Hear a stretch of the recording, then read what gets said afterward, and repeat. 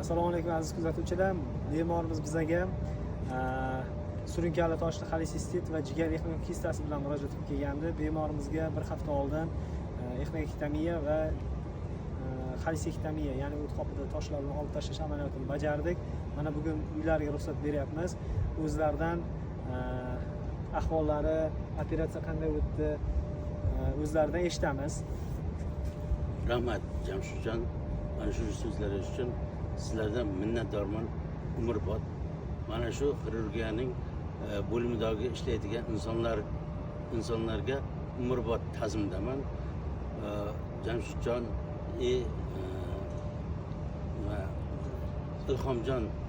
Ilhomjon ikkalangizga umrbod ta'zimdaman.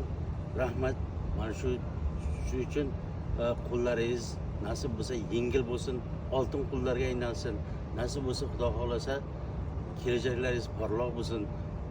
Mana shu katta klinikalarda ishlab O'zbekistonimizda obro'larini ko'tarib yuringlar.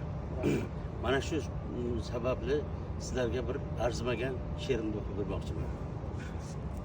Shifokorlarga: ruhi tozadir o'zi, mehri daryodir o'zi, qalbi daryodir o'zi, oq xalat kiygan inson, yuragi toza inson. Bemorlarni o'ylashar, yordam berib turishar, doim o'ylab yurishar.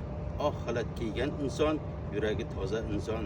Savobli ish qilishsa, xursand bo'lib yurishar. Mehri daryodir o'zi, oq xalat kiygan inson, yuragi toza inson. Bir yumush bo'lsa agar, doim tayyor bo'lishar. Qo'li ko'ksida doim oq xalat kiygan inson, yuragi toza inson.